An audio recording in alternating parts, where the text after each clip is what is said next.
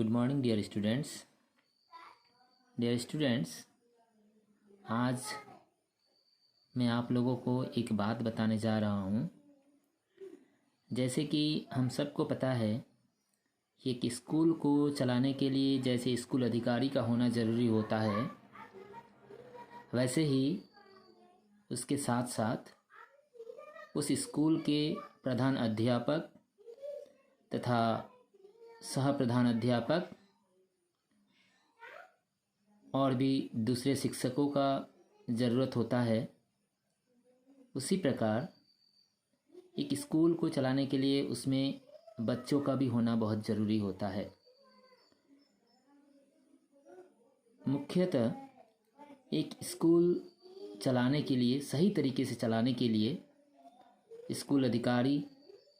Principal, vice principal sir, then other subject teacher जो होते हैं,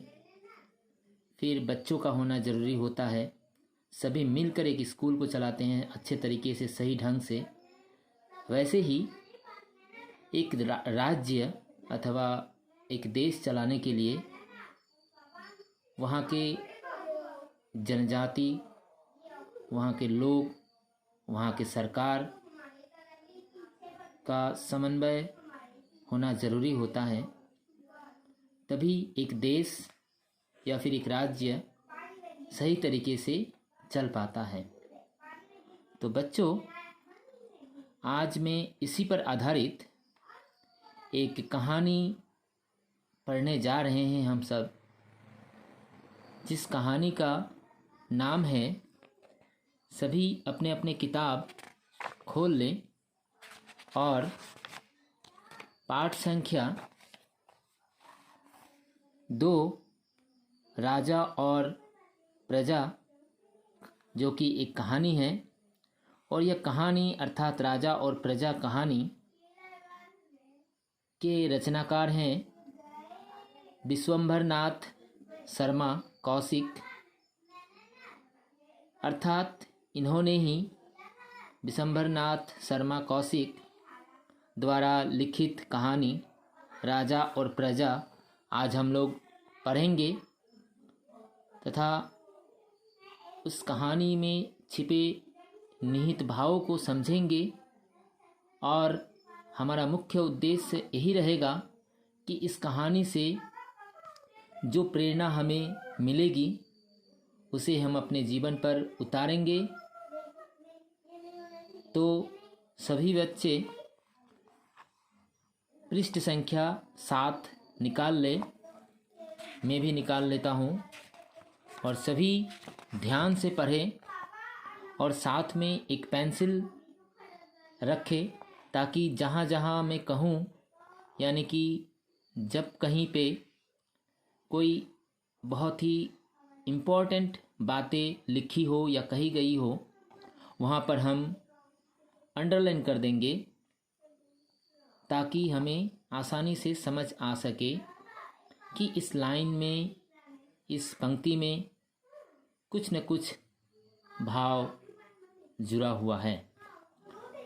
तो बच्चों, आज हम लोग जो कहानी पढ़ने जा रहे हैं वह है राजा और प्रजा, जो कि पाठ संख्या 2 है, पृष्ठ संख्या 7 है। तो जैसे कि मैंने बताया था पहले ही, शुरुआत में ही, कि एक स्कूल को चलाने के लिए वहाँ के अधिकारी, स्कूल अधिकारी तथा प्रिंसिपल, वाइस प्रिंसिपल, जो सब्जेक्ट टीचर्स होते हैं, बच्चे होते हैं, सभी का अपना अपना योगदान रहता है। वैसे ही एक राज्य को, एक देश को चलाने के लिए वहाँ के जनता तथा वहाँ के सरकार की भी बहुत महत्व होती है, अपना अपना योगदान रहता है। तो इस कहानी में राजा और प्रजा की बातें कही गई है, जिसमें देखो यहाँ लिखा गया है कि जनतंत्र शासन में सरकार और जनता दोनों की बराबर की भागीदारी होती है। अर्थात इस लाइन में, इस कहानी के जो मुख्य विषय वस्तु है, यानी इस कहानी से हमें जो सीख मिलेगी या हमें जो प्रेरणा मिलेगी वह इस लाइन के ज़रिए ही हम समझ सकते हैं कि कोई भी जनतंत्र शासन यानी कि कोई भी राज्य अथवा देश जब कोई चलाता है, अर्थात कोई राजा हो या फिर सरकार हो, जब वे उस राज्य को चलाती हैं तो उसमें सिर्फ सरकार का ही भागीदारी नहीं होती या फिर योगदान नहीं रहता, बल्कि उस राज्य को, उस देश को चलाने के लिए जितना सरकार की भागीदारी होती है उतना वहाँ के जनता के भी योगदान अथवा भागीदारी होती है। अर्थात एक देश को, एक राज्य को चलाने के लिए वहाँ के जो प्रशासन है, जो शासन व्यवस्था है, जो सरकार है तथा वहाँ की जो जनता है, दोनों को ही योगदान के साथ, भागीदारी के साथ, बराबर की भागीदारी के साथ उस राज्य को सुचारू रूप से चला सकते हैं। जैसे कि अभी के इस माहौल पे, जैसे कि अभी पूरे विश्व का छोड़कर अगर हम अपने भारत देश का ही देखें तो इस भारत देश के प्रत्येक राज्य में आज कोरोना जैसी महामारी का जो प्रकोप दिखाई दे रहा है उसमें हम देखते हैं कि कई राज्यों पर हम देखते हैं कि वहाँ की प्रशासन वहाँ पर लॉकडाउन की स्थिति जारी की है। तो उसमें सरकार जो हमें आदेश देती है कि अमुक तारीख से अमुक तारीख तक उस राज्य में पूरा बंद रहेगी, तो जनता का भी उस सरकार का आदेश पालन करना उतना ही महत्वपूर्ण होती है। इसीलिए इस देश में जो कोरोना जैसी स्थिति से बचने के लिए तथा इस कोरोना जैसी स्थिति से उभरने के लिए, ताकि हमारे परिवार, हमारे बच्चे, हमारे भाई बहन, मम्मी पापा सभी सही तरीके से रहे, इसमें सरकार की जितनी योगदान है उतनी जनता का भी होनी चाहिए। तो इस कहानी में, अर्थात प्रस्तुत कहानी में राजा और प्रजा के कर्तव्यों का वर्णन किया गया है। इस कहानी जो है, जिसका नाम है राजा और प्रजा, इस कहानी में राजा और प्रजा के कर्तव्यों के बारे में बताया गया है, विस्तार से बताया गया है कि एक राजा के क्या कर्तव्य होना चाहिए तथा प्रजा को भी क्या कर्तव्य पालन करना चाहिए, उसके बारे में जिक्र किया गया है। यह कहानी स्पष्ट करती है कि यदि राजा का कर्तव्य प्रजा का पालन करना है तो प्रजा का भी कर्तव्य है कि वह कर की चोरी करके राज्य के विकास में अपना योगदान दे। कर की चोरी न करके राज्य के विकास में अपना योगदान दे। अर्थात देखो, अपने परिवार को सबसे पहले इस देश के, इस समाज के सबसे छोटा सा जो अंश है वह है परिवार। परिवार से बनती हैं एक समाज, समाज से बनते हैं गांव, गांव से बनते हैं राज्य, और राज्य से बनते हैं देश, और देश से बनते हैं विश्व। तो एक राज्य अथवा एक घर चलाने के लिए सभी की योगदान होना चाहिए। ठीक है, जैसे किसी राज्य में जो कर यानी कि टैक्स, ओके, कर शब्द जो है जिसके दो अर्थ निकलते हैं कि यह देखो का और र, कर, ठीक है, इससे तीन शब्द निकलते, तीन अर्थ निकल रहे हैं कि एक होता है कर का अर्थ होता है टैक्स, हाँ, एक कर का अर्थ होता है टैक्स, दूसरे कर का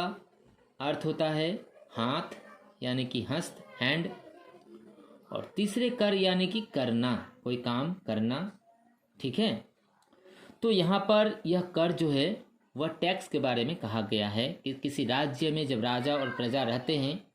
तो वहाँ के जो जमींदारी प्रथा या फिर जो रिवाज होते हैं जिसमें वहाँ के राजा को महीने में, साल में या छमाही कर के हिसाब से देना पड़ता है। तो यानी कि यदि कोई राजा जिस प्रकार अपने प्रजा के लिए क्या करता है, कर्तव्यों का पालन करता है, वैसे ही प्रजा का भी यह कर्तव्य बनता है कि उस राजा के कर को चोरी न करके, यानी उस कर को न दबा के उस राजा के सामने उस कर का भुगतान करे, जिससे राजा अपने राज्य का विकास के लिए योगदान दे सके। अर्थात प्रजा के कर से ही उस राज्य का विकास संभव है। सिर्फ राजा से ही किसी राज्य का विकास नहीं होता, बल्कि वहाँ के प्रजा का भी योगदान होना चाहिए उतना ही। ऐसा करके दोनों एक दूसरे पर एहसान नहीं कर रहे हैं, बल्कि अपने कर्तव्य का पालन कर रहे हैं। ठीक है, अर्थात जो प्रजा राजा को कर प्रदान करते हैं या फिर कर प्रदान करके अपने राज्य का विकास करता है, आगे की ओर बढ़ाता है, उससे क्या होता है, वे एक दूसरे के ऊपर कोई एहसान नहीं कर रहे हैं, यानी कि कोई एहसान नहीं कर रहे हैं, बल्कि वे अपने राज्य को आगे की ओर बढ़ाने के लिए, विकसित करने के लिए, विकास करने के लिए दोनों अपने अपने कर्तव्य का पालन करते हुए अपने राज्य को विकास की ओर ले जा रहा है। आइए पढ़े जन जागरण की प्रेरणा देने वाली यह कहानी। ठीक है, अर्थात अभी इस कहानी को पढ़ने से पहले जो हमने देखा कि एक राज्य को चलाने के लिए, एक देश को चलाने के लिए वहाँ की राजा का जितना कर्तव्य होता है कि प्रजा का पालन करे, भरण पोषण करे, उतना ही प्रजा का भी यह कर्तव्य बनता है कि वह उस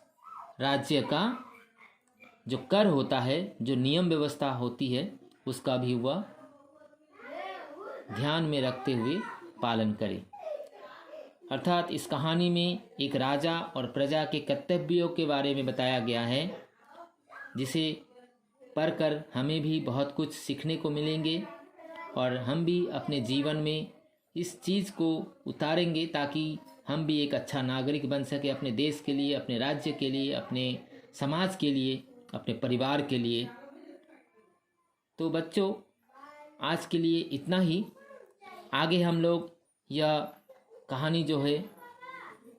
राजा और प्रजा, इसके बारे में पढ़ेंगे। सभी बच्चों से मेरा निवेदन है कि इस कहानी को एक बार घर पर पढ़े, ताकि जब मैं आगे की क्लास में जब पढ़ाऊँ तो तुम लोगों को समझने में कोई दिक्कत ना हो, आसानी से समझ सको और जो कुछ मैं सवाल करूँगा उसका जवाब सही तरीके से दे पाओ। तो आज के लिए इतना ही। आगे की क्लास में बाकी की चर्चा करेंगे। धन्यवाद।